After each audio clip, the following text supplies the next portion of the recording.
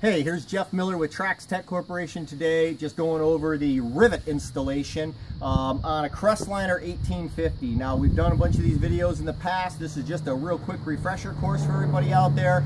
We've done on the 2250 authorities. Almost all the Crestliners have an enclosed hollow box wall, and some of our other boat manufacturers do too. Or if you have just an application where you don't have real good access to getting in there, but you've got a nice heavy stout aluminum gunnel wall underneath there, we can deal with about an 1/8 inch up to about 3/4 of an inch that these aluminum rivets can really get in and grab a hold of, where they split 3 ways. It's a special aluminum aircraft rivet that we use in here that was designed up, that we use in our tracks. So these things are incredibly strong. Put this whole thing together, rivet this track down. We can run downriggers, dipsy divers, vertical trees, anything we want to out of these tracks, and we don't ever have to worry about coming off. We've been using these for over 14 years now, installing on our boats that have hidden access underneath there with phenomenal success. They don't break, they don't pop off. But the key to that not breaking off is making sure that we get these holes drilled in here properly, that we get these rivets installed, and we use this gun, and I'm going to show you the tip on that. So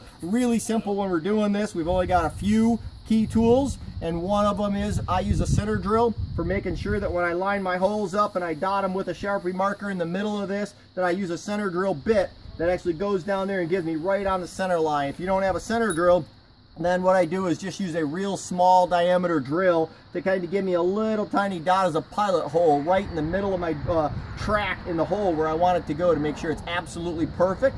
And then what I do is go through that. I put my 1/4 inch drill inside here, and then I just literally go through and drill out my 1/4 inch holes in my gunnel walls, get my holes all cleaned out, and then we just take these rivets, set them down inside there, drop them right down inside the hole, and they're ready to go. So now that all the holes are drilled in this track, I dropped all my rivets in there. The important part about this gun, big heavy duty industrial double armed riveting gun, or you can go into a pneumatic gun. But important part is we've got the 1/4 inch head installed in here. We actually take and grind that head down around. We had to get rid of the hex on that because it has to fit down inside of our countersunk head on our track right here, and we ground off a little bit on the side of the larger head diameter so it can get right up tight next to the lip inside of a track on this boat. So when we put this thing down, drop it right down inside here, that flat part is up against the edge of my track, gives me full clearance. That rounded head is down inside here, gives us a lot of room so that we can get down in there nice and tight. That's the key factor, is that rivet head is super tight down to the track. When you draw this up, you don't want any play in this at all. So we put that down inside there. I'm pushing down really tight and hard. I pull it up, I open it up again. I'm pushing down real hard, making sure that we're down nice and tight. That thing pops off, you pull it off, pulls the stud out of there, and that's one rivet in this whole entire track, and you cannot move that thing, no wobble, no play, anything. So that is the key, is making sure that head is all the way down inside of our countersunk, and that the edge of that gun isn't rubbing on the edge of that track, so that rivet is nice and tight.